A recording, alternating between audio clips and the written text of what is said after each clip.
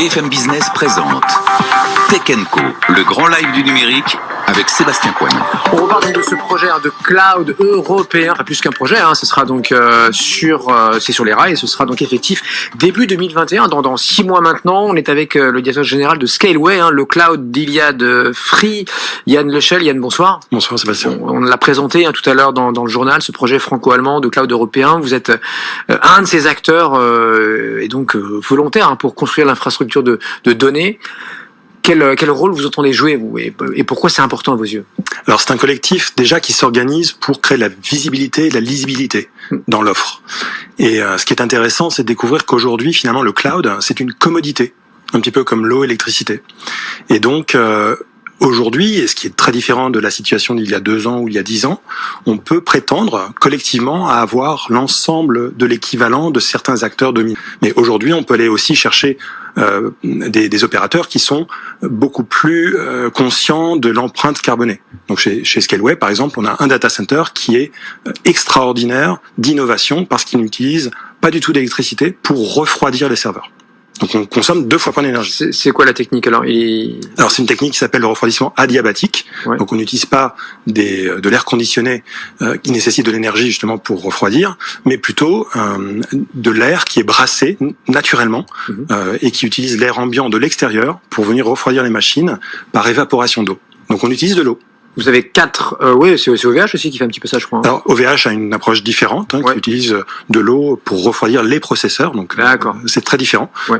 Mais notre refroidissement, il est neutre du point de vue de l'utilisation du carbone, en tout cas de l'énergie carbonée, et c'est le data center en entier qui utilise, on voit les images d'ailleurs derrière, des membranes à osmose. Scaleway donc est un opérateur 100% européen, vous êtes en Pologne, aux Pays-Bas, et donc 4 gros data centers en France. En France, Île-de-France. Français.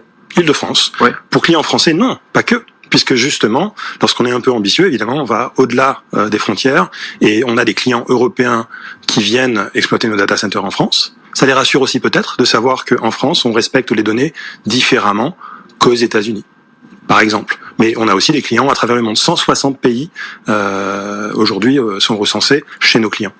Ça va ressembler à quoi donc ce cloud demain, ce cloud européen? Parce que j'entends que même des Microsoft, des Amazon pourraient être dedans. Donc là, c'est quand même, ça brouille un peu les pistes, là, non? Oui et non. C'est-à-dire qu'aujourd'hui, il faut accepter. C'est peut-être un paradoxe. Et les politiques ont du mal à dire qu'il y a un paradoxe. Il y a, en effet, ces acteurs, on peut parler de Microsoft, qui existe depuis 45 ans. Microsoft est extrêmement légitime d'un tas de points de vue.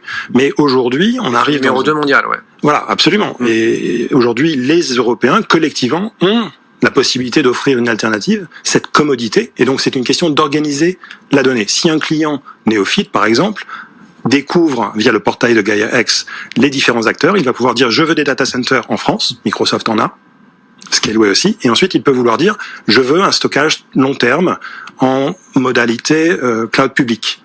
Bon, Scaleway va ressortir et on va aussi apporter la garantie de ne pas être sous la coupe du Cloud Act.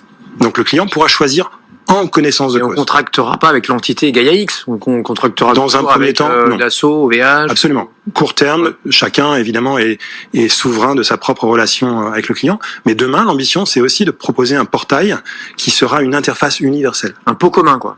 Le développeur pourra donc choisir, mais la version ultime c'est que le client devrait pouvoir choisir l'offre la mieux disante dynamiquement. C'est donc la promesse du multi-cloud. Je crée mon algorithme pour avoir accès aux meilleures ressources selon mes critères.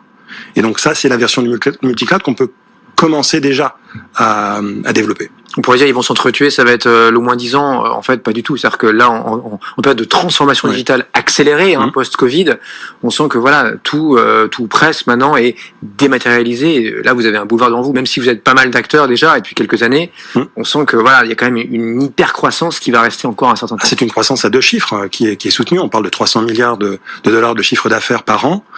Évidemment, les Européens ont une part que minime aujourd'hui. Il n'y a aucune raison que les Européens ensemble ne fournissent pas jusqu'à 30%, voire plus que 30% de la demande européenne. Et si on est aujourd'hui, c'est 2 tiers américaines, un peu asiatiques, Et vous êtes entre 10 et 20%, c'est-à-dire que c'est une peau de chagrin. Vous devriez quand même être leader au moins sur notre continent, quoi. Voilà, mais collectivement, c'est-à-dire que nous avons une Europe qui est fragmentée, donc il y a des acteurs de taille intermédiaire. Nous sommes nous-mêmes une ETI. Je n'ose même pas demander la part de marché des Européens au niveau mondial. Elle doit être minuscule. C'est quoi, c'est 5% peut-être? On est à moins de 10%. Moins de 10%. Ouais, tout à fait. Merci beaucoup Yann. Yann Lechen, Alexis ce soir, le DG de Scaleway, le cloud d'Iliad.